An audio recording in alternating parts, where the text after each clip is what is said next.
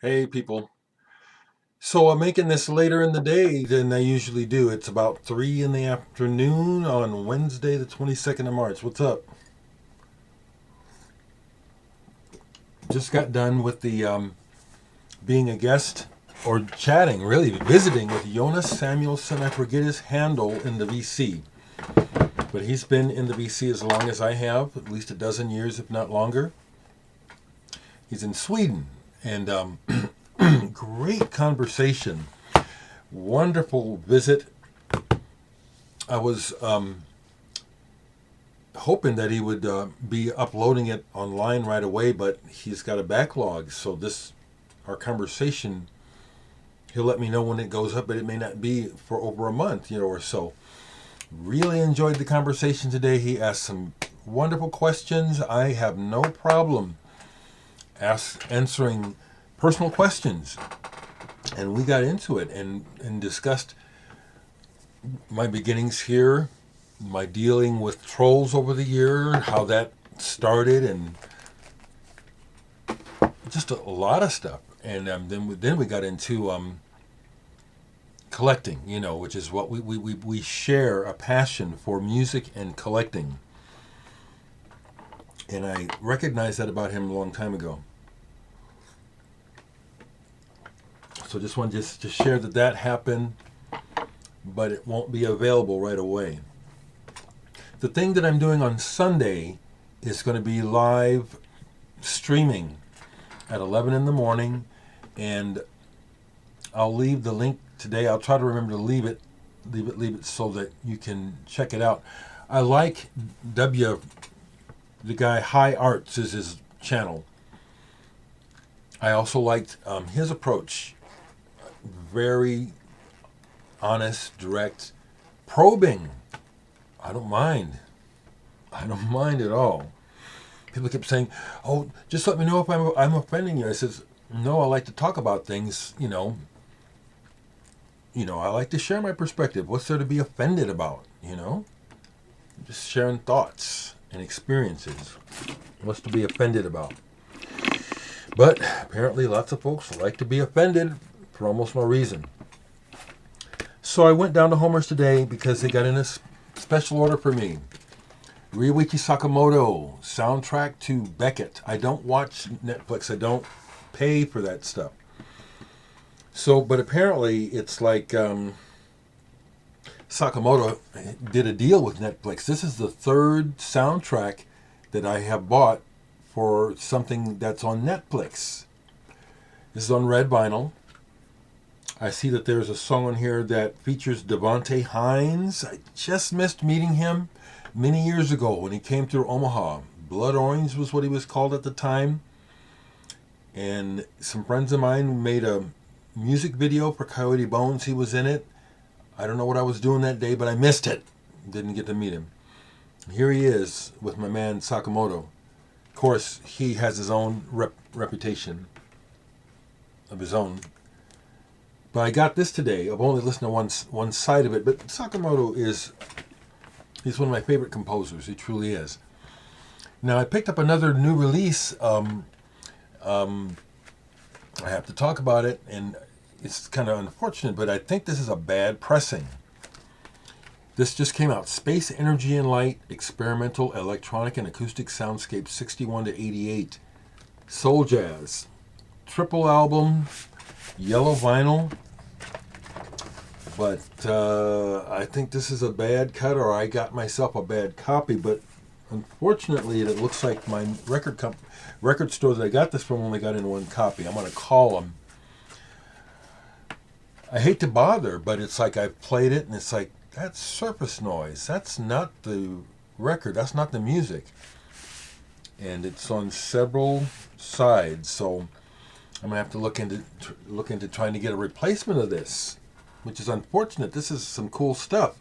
I was particularly happy to get something by Laurie Spiegel on vinyl finally. But that may have to go back if I can get a replacement copy. We'll see. In the video with Jonas, we talked about he found an original copy of this July, the band that he became Jade Warrior. This is a very collectible album. This is a reissue on Guerson. He found an original. And he was telling the story about getting trolled about it. And I said, you see, that's the nature of trolling. People, and I said it, to think, that someone's goal in life or that their joy in life is to momentarily catch someone off guard with a stupid thing they say and upset them. Boy, that says a whole lot about the lack of character of the person doing the trolling.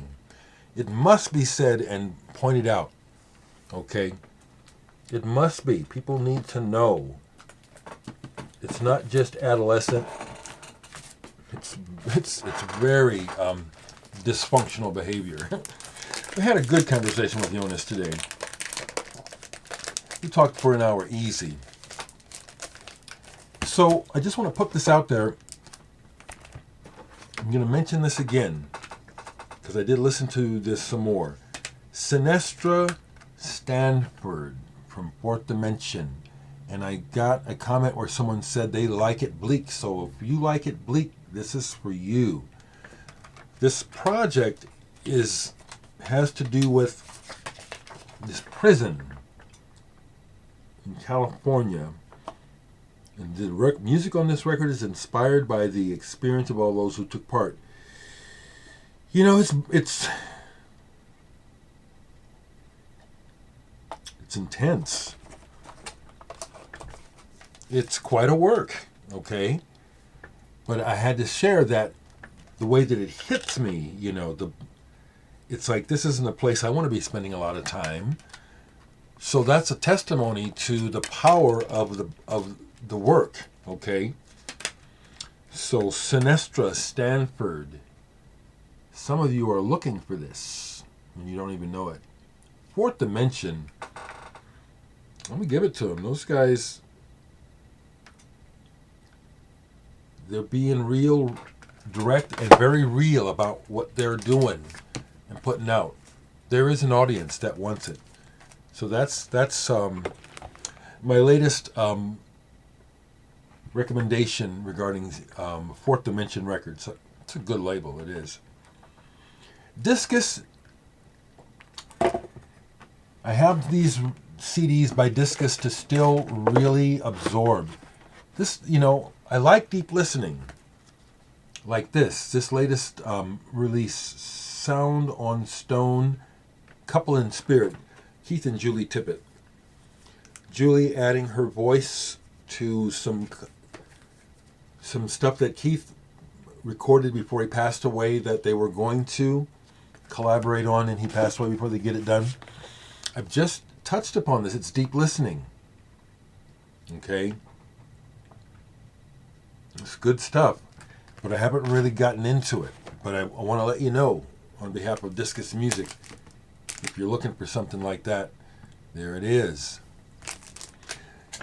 Really enjoyed this the other day because I love playing music for pleasure, and did my last session with Blake on the CD that we're going to put out yesterday. It was like, okay, now we were done already, but we went ahead and did some new takes on a particular song, just to make sure that Blake is happy. So I'm taking a break from the project today, maybe tomorrow, and then I'll get to try to do a final mix. So back to listening. So this was wonderful. Archie, Shepp and the Full Moon Ensemble, live in Antibes. This is when a lot of black musicians from America went to Europe, I think as a group, or somehow something happened where they got the funds, they were invited. Art Ensemble and several other folks ended up there. And a bunch of records were made and put out by Actuel. This is fantastic. It's a live recording, and something special happened this night. This is killer. This is volume 1. I have both volumes. This is an original pressing of it too. All those have been reissued. Played this yesterday, one side of it. L'Uovo di Colombo, one of those Italian keyboard-oriented progressive rock albums that, in the same breath that it's pretentious, it's really good. I'm so glad that I like this stuff. I see where people, critics and people who don't get into this, I can see their point about how it can seem quite pretentious and self-indulgent. Basically, when it's done well, I like that. You can play your ass off and you have some good melodic ideas. Let me hear them. This is one of them. This is good. It's a good one. So, at the end of the session, I love it when I can turn my younger friends onto music. So this is what Blake got turned on to yesterday. Massive Attack, Mezzanine. He's 29. I keep thinking, man, he's a musician. He ought to know about this. You know about Massive Attack, right, Blake? Huh? I'm like that with people. Talk about drop dead grooves. The way this starts, Angel, the way it creeps in. See, that's why I like to listen with Blake, because he really is. He's like me, a much younger version. He really is captivated by the magic of sound. So I like to watch his face. And this, as it started to develop, and then when they hit to the part where the guitar comes in and it gets crunchy, it's like, hell yes. It's, and I said, I get to crowing. I says, yeah, you're hanging out with all these other musicians in town and they think they know what's going on, and none of them told you about this. Probably none of them know about it. Come on, y'all. I have fun with that. Perceive it however you like. I also turned him onto this. Angel's Egg by Gong. It's not the first time I played Gong for him. But as a horn player, he needed to hear Flute Salad. So we played Flute Salad. I have the unofficial BYG clear vinyl, the one that people grouse about that, people didn't get proper payment for this. Nothing I can do about this. When it came to Omaha, I bought a copy. It's a good cut. We enjoyed this quite a bit, playing this. And talked to him about my recent conversation with the horn player himself, Didier Malherbe. I did the Zoom with him on my channel earlier. I had played this earlier, Massive Attack, Angel. I think I talked about that, didn't I? Yeah, I think I did. And he hadn't heard this. Julian Priester, Peppo Toto's Love, Love. The other thing I turned him on to is that I have done a version where I do a groove based on that, but it's not that. I changed the bass line. It's in 4/4. This is not in 4/4. So I played in mine. I said, "You want to step on that? You want to try to do something with that?" So we started with that. But what was cool, and I knew it would be, was that was a challenge. We couldn't get nothing down yesterday because it's a different type of groove mode.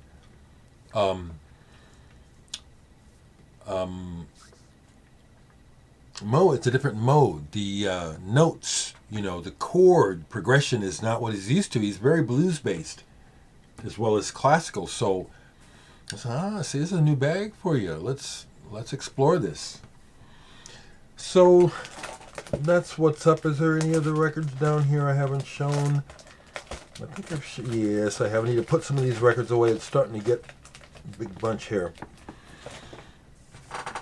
Yeah, Jonas and I talked about the nature of how I do my channel, which is kind of Dear Diary. It's not a pure just vinyl VC, just show records. It's spend some time with Dereck. And this is it's a blessing and a challenge. I told him, and I've said it before, when I was a kid in grade school in the 60s, bored to tears in some class looking at the textbook while the teacher's babbling some bullshit, and looking at the picture and just sitting there imagining, what if that picture came to life and I could watch the scene from where it starts. It's all come true because of technology. Computers. I didn't know about computers at that time. Certainly weren't a household commodity at the time. So that's part of why I enjoy doing my videos like this, where I just talk about whatever I want to, and damn the torpedoes, and deal with all kinds of people and perceptions.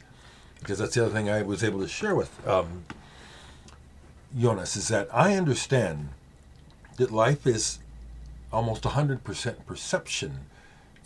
You know, we sort of assume that there's this reality that we're all experiencing, but everything is individual. The way I see and process and everything is totally unique to me. Although there's all these parallels and real basic assumptions that we just have to make in order to, navigate through life. But perception is the main thing, and so it's something I share that I know. It's like you watch my videos, you'll get a perception of me. And some of you will think that you know me or know about me. And what you know is your perception. Interesting stuff. Okay, I've babbled enough. Let me know how you're doing.